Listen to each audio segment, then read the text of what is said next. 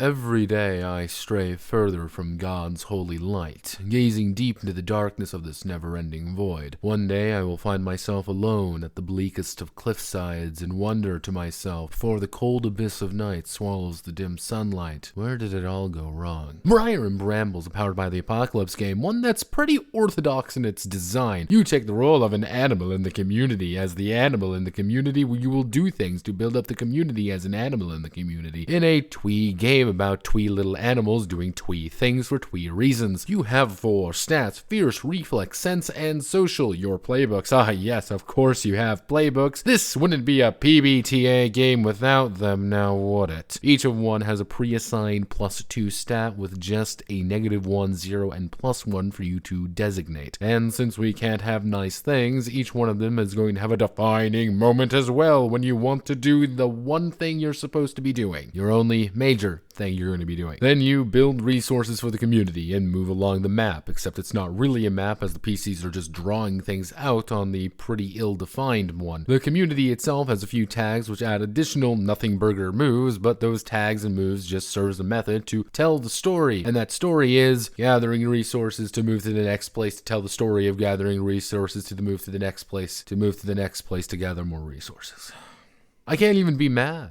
I'm not. I'm just tired. But while I have you here, I want to muse about something with you. Alright, everybody, close your eyes, enter that happy place. Think about it. The warm glow of the sun on your skin. The breeze is pleasant.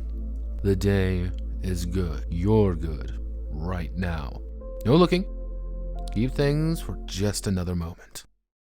Alright. Open your eyes. Animals are such a fascinating subject matter for tabletop role-playing games, as they are ever-present after all. They can be big, small, mean, kind, or outright socio-fucking-pathic, but I've always found it fascinating there aren't actually many out there. The only thing that are present tend to either be, well, things like Briar and Bramble, and animal means very little, and when you can change every character to a human with very little changes, or you're an anthropomorphic game outright. Bunnies and Burrows is pretty much one of the only games that come to mind outside of It's a Dog's Life, but that's Native American prairie dog simulating. What is an animal TRPG, though? Well, we have to establish a few basic ground rules. It has to be about animals, of course. It can't just be anthro, after all. That's just being furries. And, of course, it has to be detailed enough to matter what our animal actually is. Finally, we can't have this be an apex creature of some kind. There has to be some kind of struggle, after all. My initial thoughts immediately drifted something more of a social animal, one that relies more on complicated groups to survive and thrive. Think of your average cats and dogs, but we can get a little bit more exotic, things with elephants and even mole rats of all things. But fun fact, most of these tend to be also monkeys. Like a lot of monkeys. It's a literal chimp event, everybody. And so we have the transition. Perhaps we look at pack animals, one with larger groups and problems around them, and yet again we run into the issues that the number of these creatures tend to be excessive to the point where an individual loses their purpose. A very common reoccurring theme with this little subset.